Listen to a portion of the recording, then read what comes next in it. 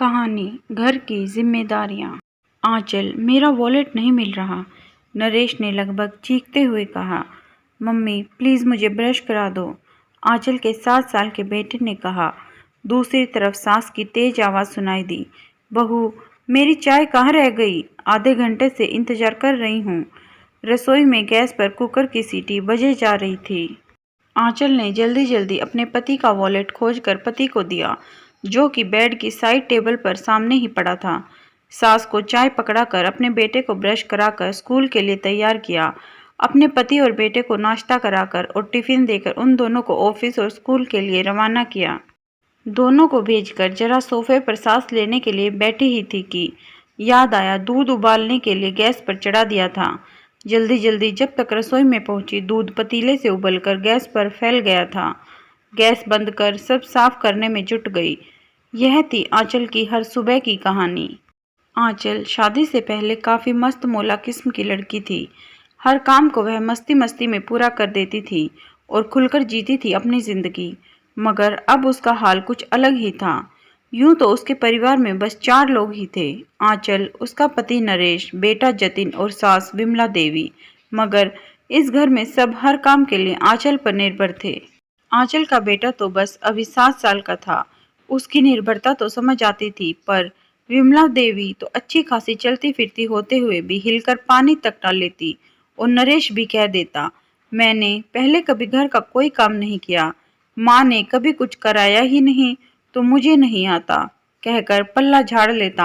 आंचल कभी कभी चिढ़ कर रह जाती। ऐसे ही आंचल की शादी को कई साल बीत गए। किसी की आदतों में कोई सुधार नहीं हो रहा था। उल्टा सारा दिन सबकी तीमारदारी में लगे लगे आंचल खुद की सेहत का बिल्कुल ध्यान नहीं रख पाती थी। आंचल की एक शादीशुदा ननंद भी थी, सुधा।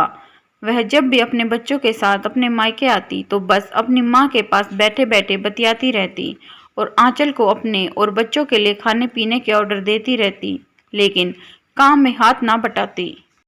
ना तो आंचल को अपने खाने पीने की सुध रहती, ना पहनने ओढ़ने की। उसे देखकर लगता ही नहीं था कि अभी उसकी उम्र मात्र 24-25 साल की है। चेहरे पर हमेशा थकान, आंखों के नीचे काले घेरे, बदरंग से पुराने कपड़े, समय पर खाना ना खाकर, चलते फिरते कुछ भी ऊट पटांग खाकर पेट भर लेने और हमेशा तनाव में रहने से उसका वजन भी बढ़ गया था, जिससे उसका शरीर बेडौल हो गया था।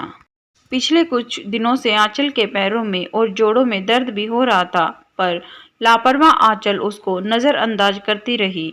एक दिन जब सुबह फ़ोन का अलार्म बजा तो आंचल बिस्तर से उठ ही ना पा रही थी। उसके पैरों में इतना ज़्यादा दर्द हो रहा था कि वह खड़ी भी नहीं हो पा रही थी। नरेश ने आंचल के पैरों पर स्प्रे बाम लगाया, तब जाकर उसे थोड़ी राहत महसूस हुई। आंचल ने अपने पैरों पर गर्म पट्टी बांधी और जाकर किचन में जुट गई। बाकी काम तो छोड़ भी देती, पर बेटे और पति का नाश्ता टिफिन जो बनाना था। बेटा स्कूल चला गया, नरेश अपने ऑफिस। उसके बाद आंचल चुपचाप आकर सोफे पर बैठ गई। चाय पीने का मन था, पर खड़े होकर बनाने की हिम्मत नहीं थी। आंचल की सास अपने मायके गई हुई थी, वरना उनके काम भी उसको ही करने पड़ते। आंचल ने कुछ सोचा और फिर अचानक उसे रोना आ गया, यह सोचकर कि वह सबका ध्यान रखती है और आज उसको तकलीफ हुई तो उसका ध्यान रखने के लिए कोई एक कप चाय देने वाला भी नहीं है। खुद ही रो धोकर आंसू पोंछे और किसी तरह धीरे धीरे खाना बनाया। घर के काम जितने ज़रूरी थे उतने किए, कुछ काम वाली से करवाए और कुछ छोड़ दिए। अगले दिन संडे था, सबकी छुट्टी थी। आंचल को नरेश डॉक्टर के पास ले गया। डॉक्टर ने कुछ ब्लड टेस्ट करने को कहा। रिपोर्ट आई तो डॉक्टर ने बताया कि विटामिन की कमी है, जिसके चलते ऐसा हुआ। डॉक्टर ने आंचल को डांट भी लगाई कि इस उम्र में ऐसी लापरवाही ठीक नहीं, उसे अपने खाने पीने का ध्यान रखना चाहिए।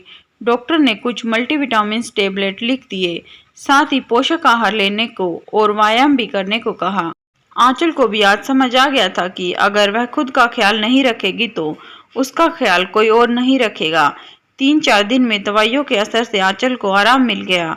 तब तक आंचल की सासू माँ भी लौट आई। अगले शनिवार आंचल ने सुबह उठकर रोज के काम निपटाए, सबके लिए नाश्ता बनाकर रख दिया और योगा करने बाहर लॉन में आ गई। थोड़ी देर में नरेश और आंचल की सासू माँ भी उठ गई। आंचल को किचन में ना देखकर दोनों बाहर आ गए। आंचल को योगा करते देख नरेश बोला, तुम यहाँ हो? मैंने तुम्हें सब जगह देख लिया। जरा चाय नाश्ता लगा दो, जतिन भी उठ गया है। आंचल ने वहीं से योगा करते हुए कहा। सैंडविच डाइनिंग टेबल पर ही रखे हैं। जतिन का ब्रेड बटर भी उसी के साथ रखा है। ठंडे हो गए होंगे तो उन्हें गर्म कर लीजिए और जतिन को दूध गर्म करके दे दीजिएगा। उसके पहले जतिन को याद से ब्रश भी करवा दीजिएगा। और हमारी चाय? अचंभित सा नरेश बोला। आंचल हंसकर बोली, हाँ 3 कप चाय भी बना लीजिए, मैं तब तक आ जाऊंगी। माँ जी है ना, वह आपको बताती जाएंगी, बहुत आसान है। इसी बहाने आप चाय बनाना भी सीख जाएंगे। दोनों माँ बेटे आंचल का बदला रूप देखकर अचंभित थे। नाश्ते के बाद किचन को समेटकर आंचल ने सब्जियां माँ जी के हवाले की और बोली, माँ मैं जब तक जतिन को नहला रही हूँ, आप बैठे बैठे ये सब्जियां काट दीजिए। नरेश का आज मिक्स वेज खाने का मन है। चलते चलते आंचल ने नरेश को कपड़ों से भरा टब पकड़ा दिया और बोली, अगर टेस्टी मिक्स वेज खाना है तो यह कपड़े छत पर सुखा आइए, फिर प्रेस के कपड़े धोबी को दे आइए। बस अब तो नरेश और विमला जी का सिर चकरा रहा था। आंचल, जिसने कभी घर के कामों में उनसे कोई मदद नहीं मांगी, वह आज सबसे घर के काम करा रही थी। नरेश झुंझला कर बोला, मगर यह सब काम तो तुम करती थी। आंचल बोली, आज से यह छोटे मोटे काम आप लोग भी करेंगे, ताकि मुझे भी अपने लिए थोड़ा समय मिले। छुट्टी वाले दिन तो घर ही रहते हो, कम से कम उसी दिन मेरी मदद किया करो। मैंने भी सब कुछ करते करते ही सीखा है, आप भी सीख जाएंगे। और माँ जी को तो डॉक्टर ने भी चलते फिरते रहने को कहा है, तो छोटे मोटे काम करने में उन्हें कोई शारीरिक दिक्कत भी नहीं होगी और वह एक्टिव भी बनी रहेंगी। आंचल ने आगे कहा, जब घर सबका है, बच्चा आपका भी है, तो घर के काम अकेले मेरी जिम्मेदारी क्यों? मैं कोई बोतल से निकली हुई जिन हूँ जो अकेली ही सबके हुक्म पूरे करती रहूं। अगर आप सबको आराम चाहिए तो मेरे शरीर को भी आराम की जरूरत है। और हाँ, अब से हर शाम 5 से 6 मेरी योगा क्लास रहेंगी। आपको तो पता ही है मुझे योगा की कितनी जरूरत है। नरेश और विमला देवी चुपचाप एक दूसरे को देख रहे थे। बोलते भी क्या, आंचल कुछ गलत नहीं कह रही थी। दोस्तों, घर में औरतें खुद पर काम का इतना बोझ ले लेती हैं कि खुद का ही ध्यान रखना भूल जाती हैं। उनको थोड़ा समय खुद को भी देना चाहिए। बाकी घर वालों को छोटे मोटे कामों में उनकी मदद जरूर करनी चाहिए, बल्कि सबको मिलजुल कर काम करना चाहिए, जिससे एक व्यक्ति पर काम का बोझ ना आए। कहानी के प्रति अपनी राय हमें कमेंट में ज़रूर बताएं। कहानी पसंद आए तो लाइक करें, शेयर करें, चैनल को सब्सक्राइब करें, बेल आइकन दबाना ना भूलें, जिससे हमारी कहानियाँ सबसे पहले आप तक पहुँचे। धन्यवाद।